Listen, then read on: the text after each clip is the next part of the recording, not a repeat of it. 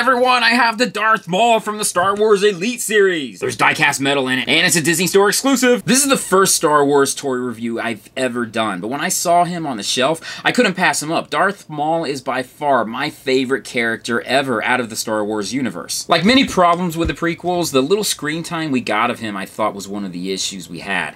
I know he's not the most powerful out of all of the Sith Lords, not by a long shot, but still, I really think that his presence itself is just something that's very cool, and I really wish they could have expanded on it a bit more. I know they did that in the comic books, and they also did it in the expanded universe, which was wiped out, and they also did it in the Clone Wars cartoon, which was something I was happy about, but it felt as though he was much weaker there. Granted, he was fighting against an Obi-Wan Kenobi who was much more well-trained and a lot more experienced, but still, I felt as though like his character could have been much better. Anyways, I won't go any further into that. I like this character a lot, and I'm going to be opening him up right now. Okay, they put twisty ties from hell in that packaging. That took me forever to get out. Regardless, here he is! He comes with his own base, it says Star Wars on it. He also comes with two lightsabers that do connect together.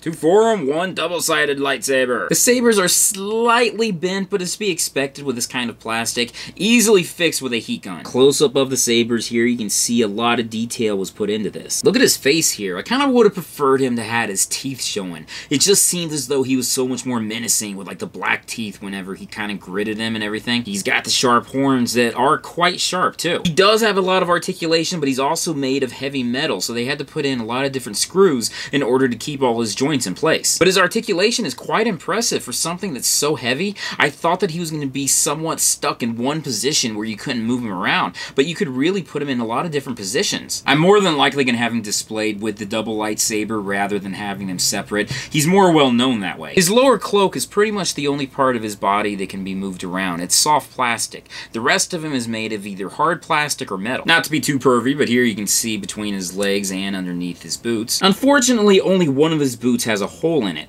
so the peg that's on the stand can only be used with this one boot. And unfortunately, this boot is very loose, which means if I try to put him up in this position, his ankle does not want to stay in spot. His foot stays there, but not his ankle. Minor problem, because on both feet he can stand up fairly well. It's just that I like to put him in different positions here and there, especially since he's such an acrobatic Sith Lord. He doesn't seem like he would be on one foot for a very long period of time. I also would have liked to have had him to be able to hold the double-sided lightsaber while it was connected together, but unfortunately his articulation just doesn't allow that to happen. Let's go through his articulation. First, he can move his head, he can move his arms vertically, and he can move them outwards horizontally. He's got elbow articulation, wrist movement, waist movement, upper leg movement, knee movement, and ankle movement. So even though he can't hold the two lightsabers while they're joined together, he can most definitely hold them both separately at least. He's definitely a collector's edition, and the designers probably didn't have him in mind to be moved around too much, but that's what I do with my figures. I like to put them in different positions all the time. Most of my figures I don't like to use stands just because it takes up too much space.